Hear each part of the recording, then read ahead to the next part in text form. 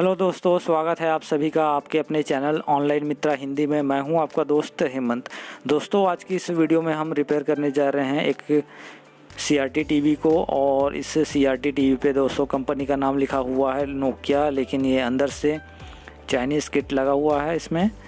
तो आप देख सकते हो दोस्तों इस किट में किस तरह का फॉल्ट आ रहा है। देखिए दोस्तों, थोड़ी देर चलता है, उसके बाद दोस्तों इसका स्क्रीन अपने आप हिलने लगता है। स्क्रीन पे बहुत सी लाइनें आने लगती हैं और इसका स्क्रीन छोटा होता जाता है और लास्ट में दोस्तों एक हॉरिजॉन्टल लाइन की तरह यहाँ पे आता है।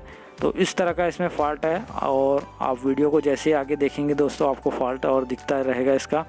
तो देखिए लाइनें इसमें आना शुरू हो चुका है और देखिए दोस्तों पूरी तरह से चित्र इसका जो पिक्चर है हिल रहा है। और देखिए इसका स्क्रीन साइज़ कितना छोटा हो गया है और अपने आप दोस्तों ये फैल रहा है और हिल रहा है। ये देखिए कुछ इस तरह का इसमें फॉल्ट आ रहा है दोस्तों। ये देखिए दोस्तों इस तरह से इसका जो पिक्चर है बहुत ज़्यादा हिल रहा है और बाद में दोस्तों इसका जो पिक्चर है दोस्तों बिल्कुल एक हॉरिजॉन्टल लाइन में बदल जाता है। तो ये कौन से कंपोनेंट्स की ख़राबी से ये फॉल्ट है दोस्तों और कौन से सेक्शन का ये फॉल्ट है, इसको हम इस वीडियो में बहुत ही बारीकी से जानेंगे। आप देख सकते हो दोस्तों, अगर इस तरह का फॉल्ट आया तो स्टेप बाय स्टेप तरीके से किस तरह से रिपेयर करते हैं इस वीडियो में आपको देखने को मिलेगा। तो दोस्तों, अगर अभी तक आपने हमारे चैनल को सब्सक्राइब नहीं किया है तो चैनल को सब्सक्राइब करके बेल आइकन को ज़रूर प्रेस कर लीजिए ताकि आपको इसी तरह के लेटेस्ट और नए नए फॉल्ट्स की जानकारी मिलती रहे। तो दोस्तों, अगर वीडियो आपको पसंद आया तो वीडियो को लाइक और शेयर ज़रूर कर देना। तो आप देख सकते हो दोस्तों स्क्रीन पर एक हॉरिजॉन्टल लाइन में ये फॉल्ट कन्वर्ट हो गया है। एक हॉरिजॉन्टल लाइन आ रहा है, स्क्रीन के बीचों बीच एक पतली सी लाइन दिखाई दे रहा है और बाकी कोई भी यहाँ पे पिक्चर नहीं दिख रहा है दोस्तों। तो इस तरह का फॉल्ट इसमें आता है, थोड़ी देर सही चलता है, उसके बाद हिलते हिलते इसका जो पिक्चर है हॉरिजॉन्टल लाइन में कन्वर्ट हो जाता है। तो इस तरह का अगर फॉल्ट आए दोस्तों तो हमें सबसे पहले दोस्तों सभी सप्लाइयों को एक बार चेक करना है।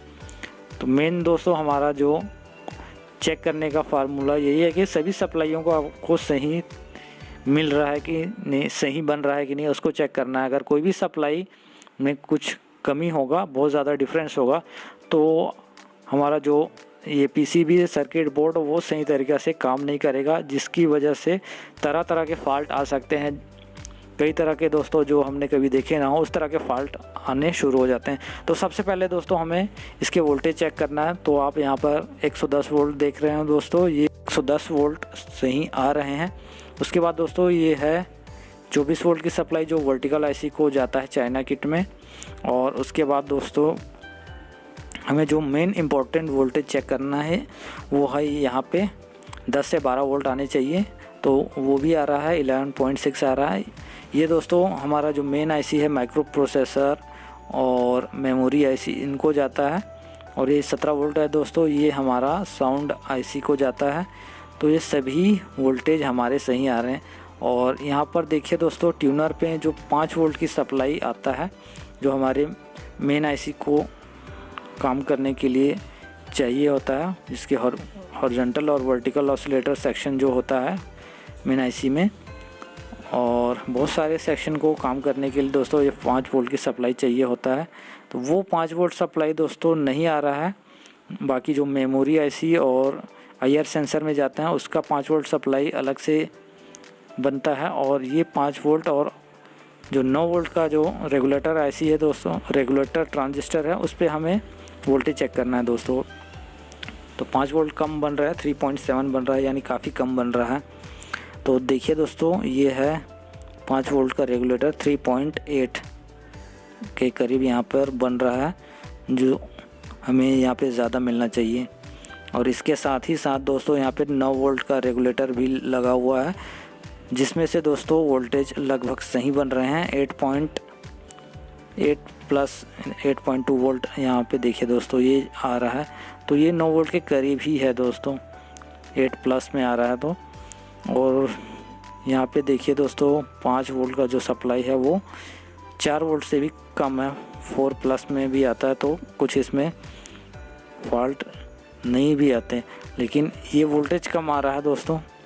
तो इसको हमें चेक करना है। ये जो ट्रांजिस्टर लगा हुआ है दोस्तों वो ख़राब हो सकता है। तो आप देख सकते हो दोस्तों यहाँ पे वोल्टेज इसका अप डाउन हो रहा है 3.3, 3.2 और देखते रहिए दोस्तों ये और भी कम हो जाएगा 3.1। तो इसी कारण से दोस्तों इसमें फॉल्ट आ रहा है। डेफिनेटली यही कारण हो सकता है क्योंकि 5 वोल्ट सप्लाई पूरा नहीं मिल रहा है। जो हमारा मेन आईसी है उसको पूरा 5 वोल्ट सप्लाई नहीं मिल रहा है, जिस कारण से दोस्तों इसमें फॉल्ट आ रहे हैं। तो देखिए दोस्तों अभी स्क्रीन पे इसका पूरा स्क्रीन सही आ रहा है और उसके बाद हिलने लगता है। तो कारण यही है दोस्तों, इसको 5 वोल्ट सप्लाई पूरा नहीं बन रहा है। इसका जो ट्रांजिस्टर है दोस्तों उसको हमें चेंज करना है। तो इसका रेगुलेटर ट्रांजिस्टर को दोस्तों चेंज करके हम देख लेते हैं। तो देखिए दोस्तों इसका जो रेगुलेटर ट्रांजिस्टर है दोस्तों ये भी एक पावर सप्लाई का हिस्सा है दोस्तों, ऑक्सिलरी पावर सप्लाई है।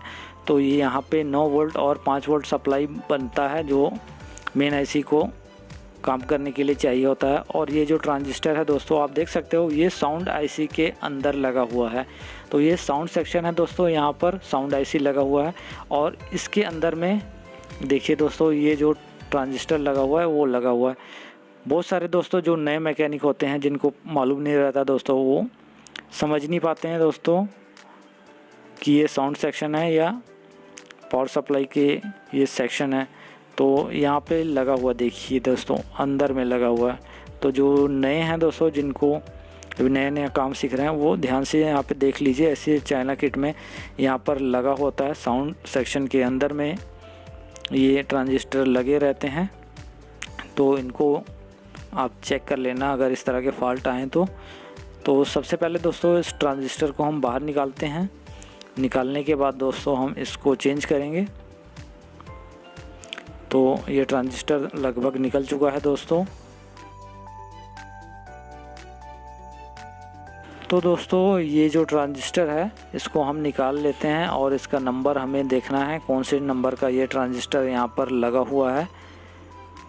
तो देखिए दोस्तों ये हमारे हाथ में ट्रांजिस्टर है और इसका नंबर है S8050 8050 इसका नंबर है दोस्तों।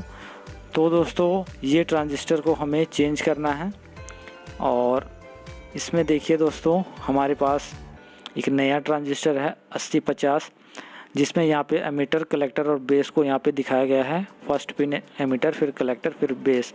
और जो हमारा पुराना ट्रांजिस्टर है दोस्तों उसके एमीटर, कलेक्टर, बेस में डिफरेंस है। इसका जो पहला पिन है दोस्तों वो एमीटर है, वो तो सेम है दोनों में, नए और पुराने में।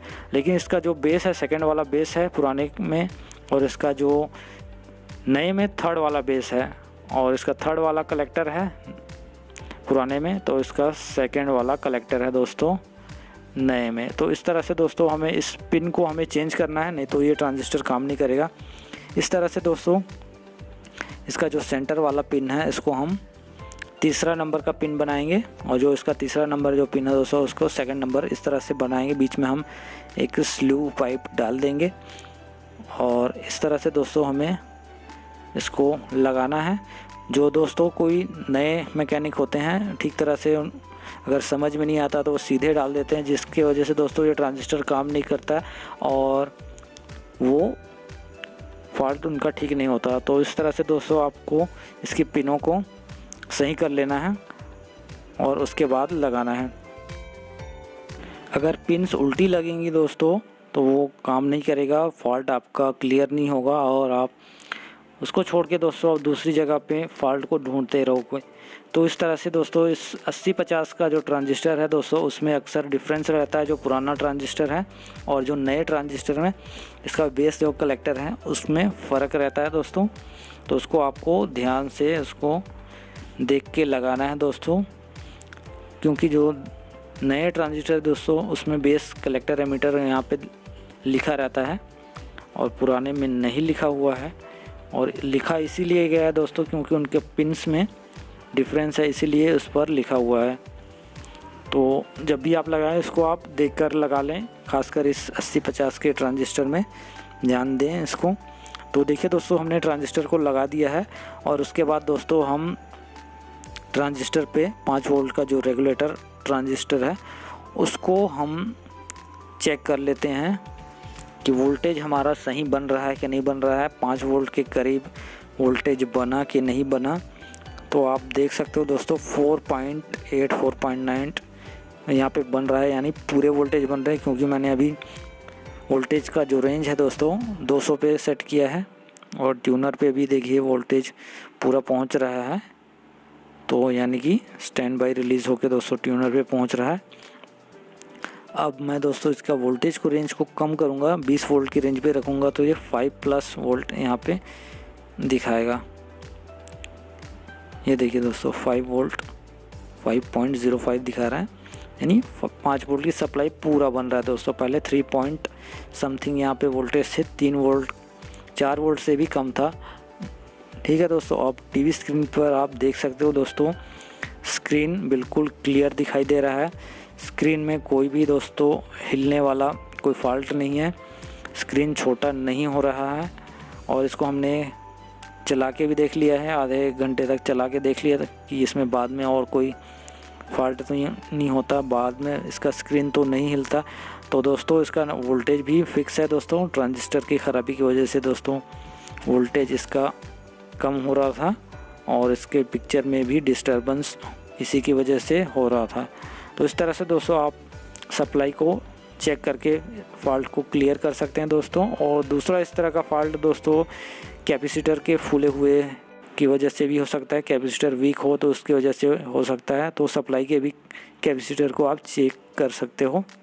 तो दोस्तों ये वीडियो आपको कैसा लगा कमेंट करके ज़रूर बताइए। वीडियो अच्छा लगा हो तो लाइक और शेयर ज़रूर कीजिए और चैनल पे नए हैं तो चैनल को सब्सक्राइब करके बेल आइकन को ज़रूर प्रेस कर लीजिए इसी तरह के लेटेस्ट और नए फॉल्ट्स के वीडियोज़ देखने के लिए।